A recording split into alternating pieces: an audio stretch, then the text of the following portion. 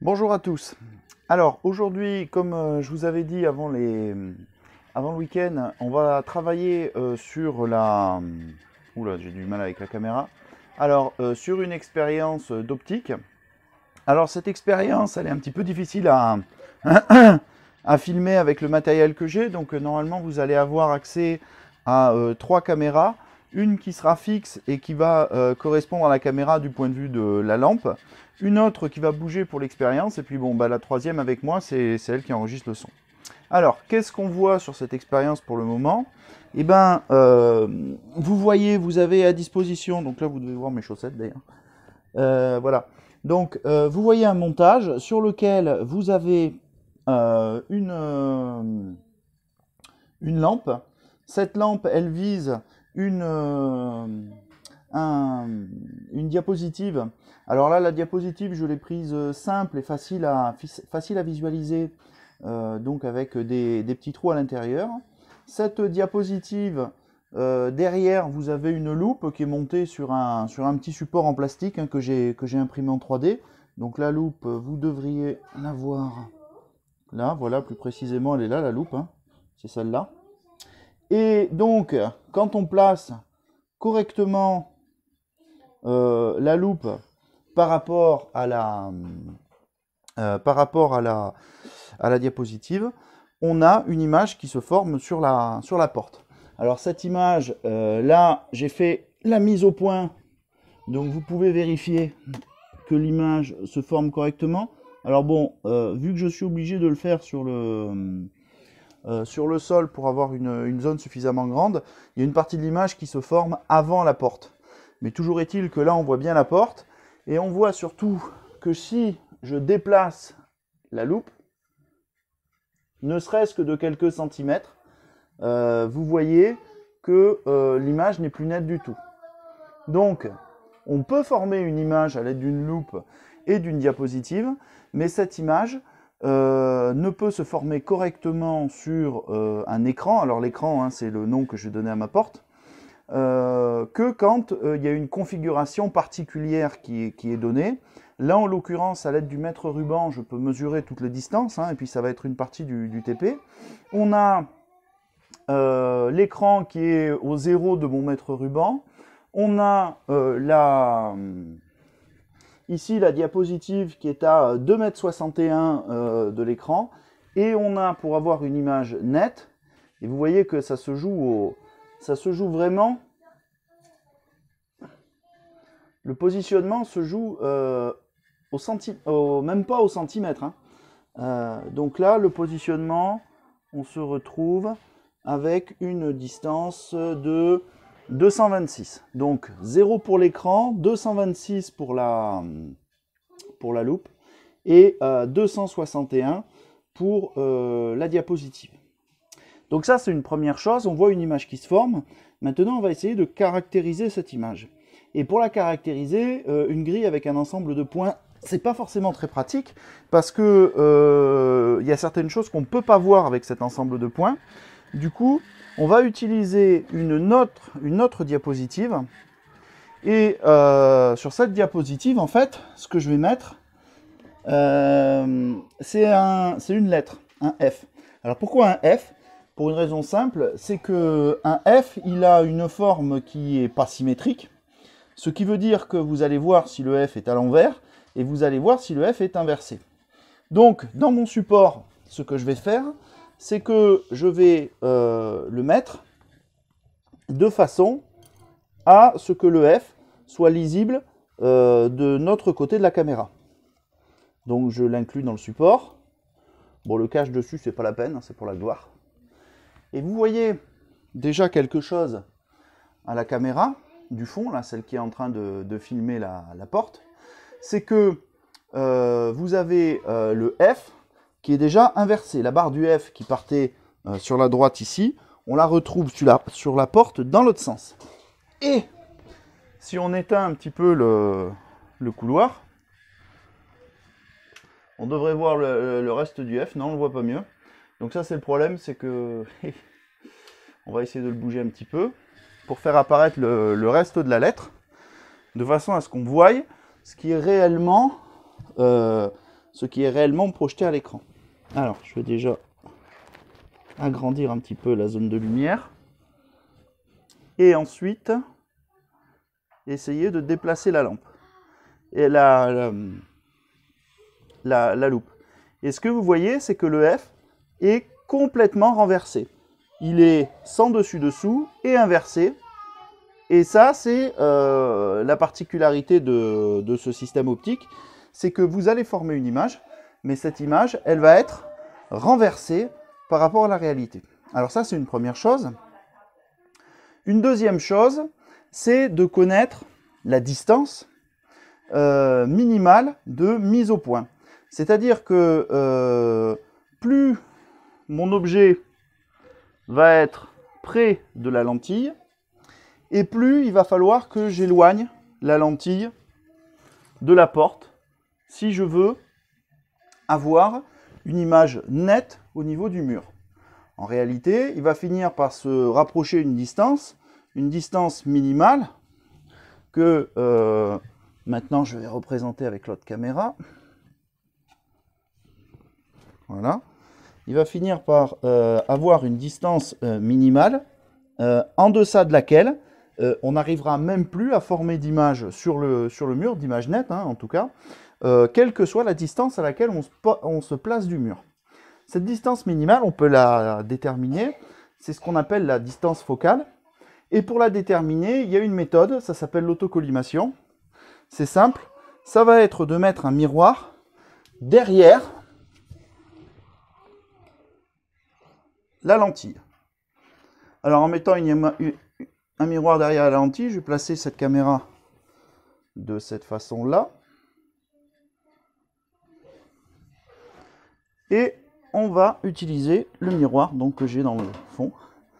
Et on va essayer. Alors là, je vais manquer de main pour le faire.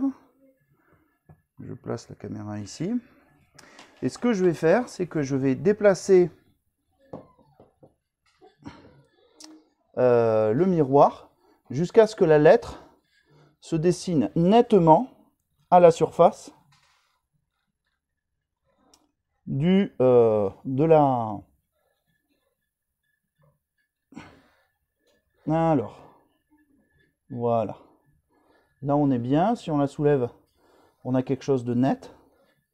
On le voit, donc on voit que cette image est complètement renversée. En théorie, elle doit avoir exactement la taille. Si la mise au point est bonne, elle doit avoir exactement la taille de l'image de départ. Donc ça nous permet de savoir si la mise au point a été faite. Donc on est à peu près par là. Et on mesure, si on se place idéalement comme ça. Voilà. On mesure ici, alors au niveau de la diapositive, 268,5 et 239 au niveau de la loupe. Donc 268,5 et 239. Donc comme j'ai oublié de prendre de quoi écrire, je vais aller chercher de quoi écrire et le noter, puisque sinon après on va l'oublier. Alors je disais, on va noter pour pas oublier. Donc ce qu'on va appeler la distance focale.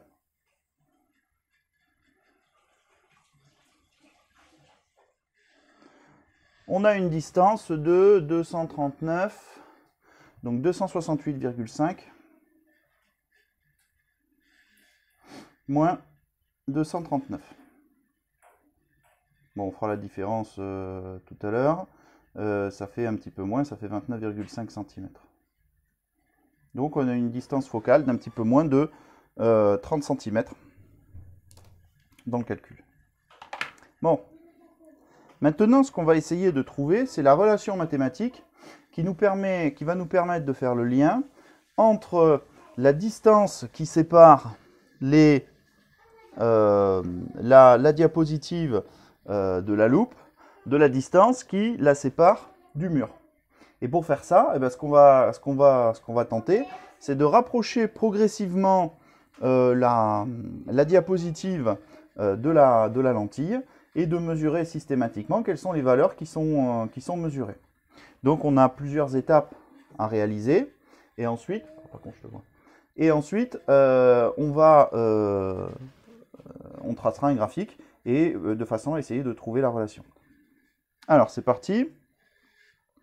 Donc ici, en réalité, on a une première mesure qui est prête à être faite. Donc on a la diapositive qui est à 268. Alors on va se mettre à 268 histoire d'être plus pratique. Et ensuite on va déplacer la lampe de façon à avoir la valeur, l'image la plus nette possible. Pour cette valeur-là, vous le voyez, là je l'ai déplacée. Alors évidemment, c'est pas facile à lire puisque j'ai pas prévu de faire la mesure comme ça, mais c'est pas grave, on va inverser la disposition. On va mettre ça ici. Ça ici, on va déplacer le mètre un petit peu latéralement. Voilà. Et là, ma foi, on devrait être pas mal. Donc, j'avais dit qu'on mettait la diapo à 268. On va mettre la loupe de façon à avoir une image nette, mais bon, j'ai plus de lumière, donc forcément, ça ne marche pas. Voilà. Et on va mesurer la valeur. Donc, ici, vous pouvez le vérifier vous-même.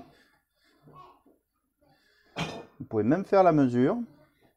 Donc, on est à 268 pour la diapositive et 236,5 pour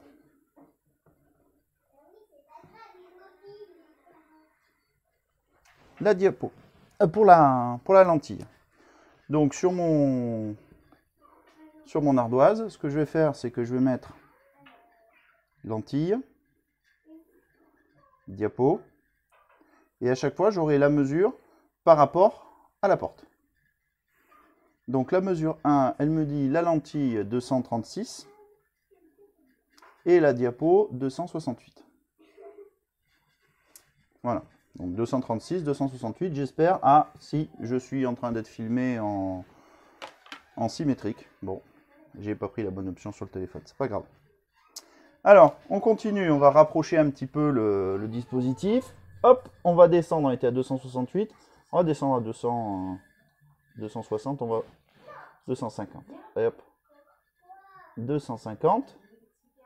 Maintenant qu'on a la diapo à 250, on va déplacer la lentille jusqu'à avoir une image nette, ici. Voilà. Et donc maintenant la mesure, c'est la suivante. 250 pour la diapo, 215 pour la loupe. 206. Donc 250, 215. On continue, on va avancer à 230. Et à 230, la loupe à être à 192. Alors vous voyez qu'au fur et à mesure, la luminosité diminue. C'est pas dû à l'expérience, c'est juste que ma lampe torche est de plus en plus loin de la diapo. Donc je vais la rapprocher. Et voilà, on va mieux voir. Ce qui va nous permettre de faire un placement plus précis, parce que là, on n'était pas bon. Voilà, là, on est bon. Donc on est à 194,5 et 230. Voilà. On peut le voir ici. 194,5 et 230. Bon, c'est juste pour marquer, de toute façon, c'est pas important. Donc,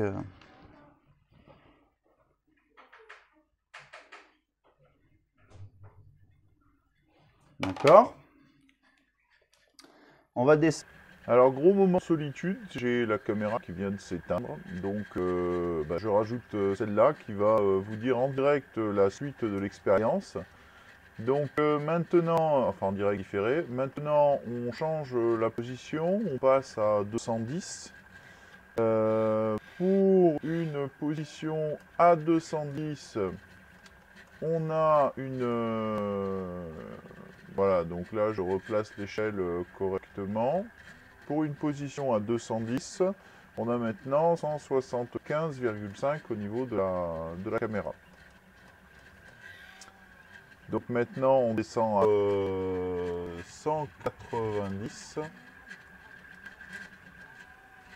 La distance est de 153,5. Je descends à 170.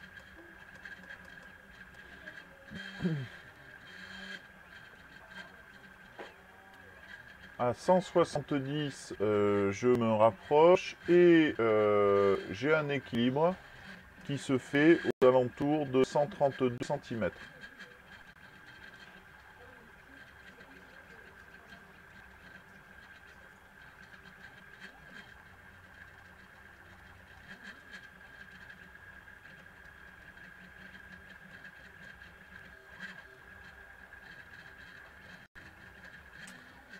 Maintenant, je descends à 150.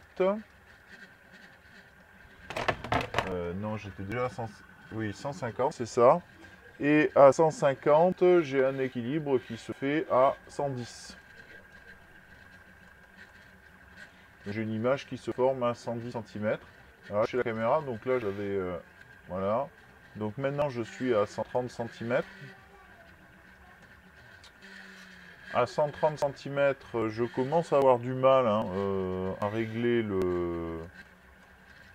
l'image parce qu'elle est plus très nette sur la porte. Je suis à 87,5 et ce que je ne sais pas encore être la dernière mesure, 110 cm. Et là, je vais la régler aux alentours de 57. Et je vais passer pas mal de temps à essayer de trouver la position. Parce qu'en fait, je suis vraiment à la limite de la mise au point et je vais avoir je vais avoir des difficultés à le faire. Donc c'est la raison pour laquelle vous me voyez hésiter là, sur la caméra en bas à droite. C'est que j'ai beaucoup de mal à avoir une image nette au niveau de la porte. Alors je vous le dis à plusieurs reprises, il me semble que pour une distance de 110 cm, j'ai un équilibre aux alentours de 57. Bon, je profite maintenant du temps où je suis en train de transférer la vidéo là, sur l'ordinateur. Donc je vais maintenant en profiter pour rentrer les distances. Alors la première c'était la position de l'écran. Alors l'écran, je vous rappelle, hein, c'est la porte. En permanence, elle est à une distance de 0 cm. Puisque c'est l'origine avec ma mesure du mètre ruban. Donc pour l'écran, c'est ça. Pour la lentille, alors ce que j'avais fixé d'abord, c'était la diapositive. Donc la diapositive, toujours une distance en centimètres. Et enfin, la lentille, avec une distance en centimètres. Alors comme ça, je vais le filmer. Ce que je vais faire, c'est peut-être plus intelligent. Ça va être de zoomer pour que vous voyez mieux ce qui se passe à l'écran. Donc la diapositive, je reprends les distances qui étaient marquées sur le panneau que j'ai récupéré au fur et à mesure. Donc la diapo, on avait 268, 250, 230, 210, 190, 170, 150, 130 et 110.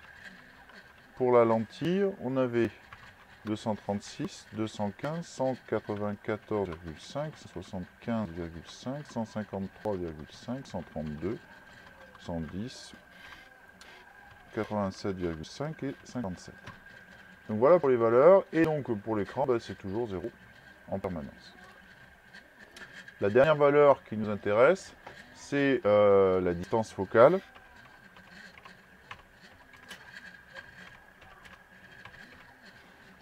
Qui est égale à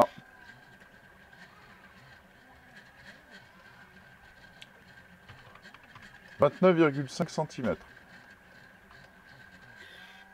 Alors, comment je vais faire ça proprement? Donc 29,5. Ce que je vais faire, c'est que 29,5, ça va être là. Et la distance focale en centimètres.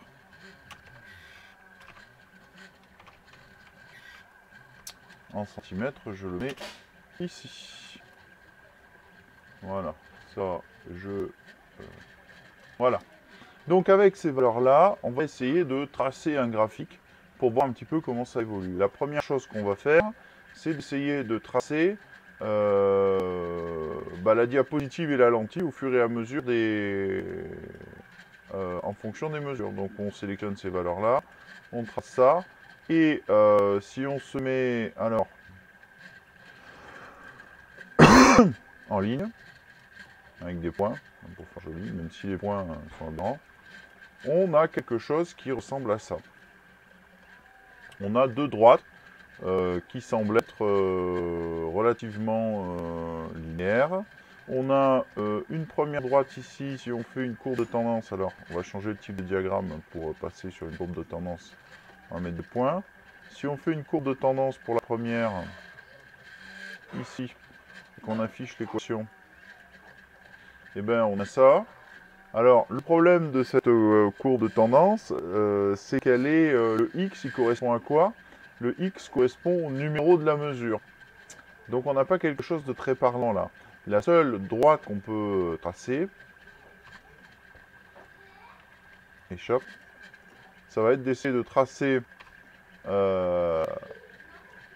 la distance à la lentille par rapport à la distance à la diapositive, hein, parce que voilà, donc en XY, terminé. Et on a quelque chose qui ressemble à ça. Quelque chose qui semble linéaire. On va voir si on passe une courbe de tendance. Voilà. On affiche l'équation. Et on a quelque chose qui semble pas trop mal avec nos mesures, hein. On a des points qui sont un petit peu en dessous, des points qui sont un petit peu au-dessus. Et on a une valeur qui nous dit que la valeur de la lentille, c'est la valeur de la diapositive plus 57. Et effectivement, quand on regarde, on a toujours à peu près 57 cm. Donc là, si on fait 57, on a 260, donc ça fait un petit écart, mais pas beaucoup. Et en bas, on a un petit peu, on doit avoir un petit peu plus, hein, 57, ça fait 114, donc on est quasiment dans la ligne. Maintenant, c'est pas cette relation-là qu'on va chercher, on va essayer d'en caractériser une autre à partir d'un schéma qui serait un petit peu plus logique. Et là, on va arrêter la vidéo ici. Comme ça.